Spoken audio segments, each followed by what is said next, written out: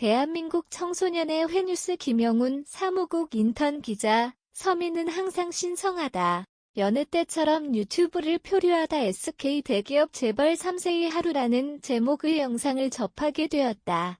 대기업 재벌 3세의 하루를 방구석에서 볼 수 있는 참 좋은 세상이라는 생각이 들면서도 그 출처가 어디인지는 모르겠지만 머릿속에는 어느새 깔끔한 정장을 입고 비서를 대동하며 직원들에게 호통을 치는 청년이 한 명 서 있었다.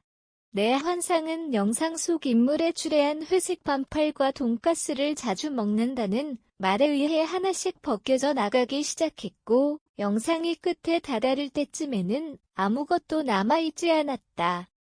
그도 나와 같은 생명체일 뿐인데 나는 그에게서 어떤 모습을 기대하고 있던 것일까? 갑작스레 숨겨둔 날개를 펼쳐 날기를 원한 것일까? 그게 아니라면 도마뱀과 같은 눈동자를 비춰주기라도 기대한 것일까?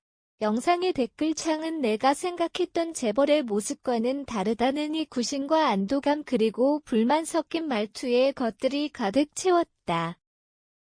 내가 유일한 사람이 아니라는 사실에 안도감을 느끼면서도 대체 우리는 그들에게서 어떤 모습을 기대하고 있는 것인지 의문이 생겼다. 댓글을 살펴보던 중 누군가의 한탄이 눈에 들어왔다. 돈 없는 서민들 코 묻은 돈 가져갈 생각하지 말고. 나는 이 말이 마치 너희는 서민이 될 수 없고 내 것을 감히 넘보지 말라는 말처럼 들려왔다. 그리고 그 배타성에 강하게 꽂혔다. 서민 1. 아무 벼슬이나 신분적 특권을 갖지 못한 일반 사람. 2. 경제적으로 중류야에 넉넉지 못한 생활을 하는 사람. 단어의 뜻에서 드러나지 않던 서민의 모순성은 그 단어가 발화될 때 여실히 드러난다. 서민은 위에 제시한 것처럼 두 가지 뜻을 가지고 있다.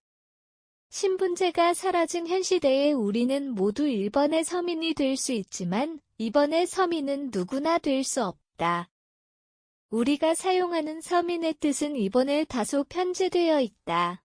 위 댓글에 서민이 돈 없는이라는 표지를 동반하는 것과 선거가 가까워지면 고가의 상품이 진열된 백화점과 대조되는 시장을 찾아 서민 음식으로 대표되는 것들을 먹는 사람들을 보며 사실은 강남구의 자가를 가지고 있을 만큼의 재력을 갖추고는 서민 코스프레하고 있네라고 비판하는 우리에게 서민은 경제적으로 중류이하라는 뜻이 더욱 일반적으로 사용됨을 짐작할 수 있다. 우리는 오로지 이 뜻만을 취사 선택해 서민과 서민이 아닌 자를 구별한다. 이때 서민이 아닌 사람의 자리는 주로 재벌과 거대 기업의 총수 혹은 정치인의 몫이 된다.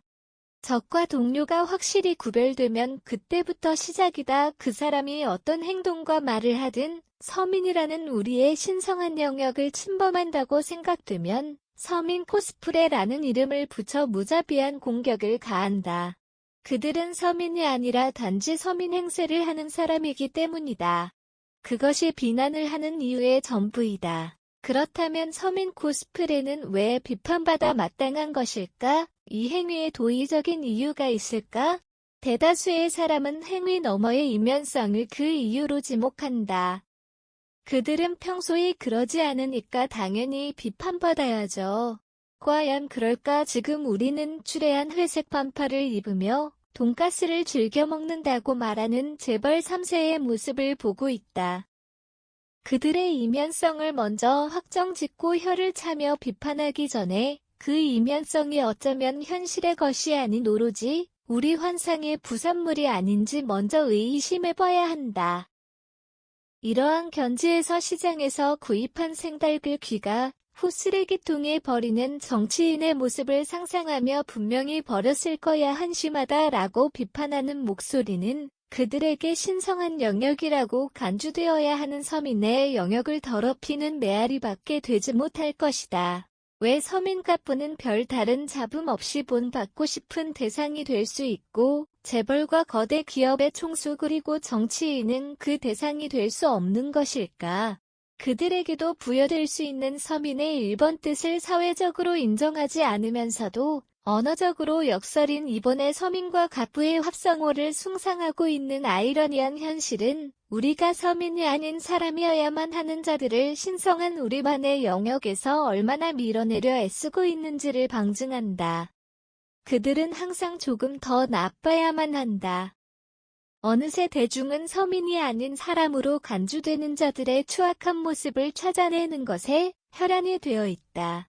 우리의 모습이 마치 방을 깨끗하게 만들기 위해서는 방 밖을 어지럽히면 된다고 생각하는 어린아이와 같이 느껴진다. 뉴스 스탠드는 영부인과 대통령의 얼굴만이 가득 차 있을 뿐 자식을 잃은 아버지와 어머니의 이야기는 그 어디에도 얼굴을 비추지 않는다.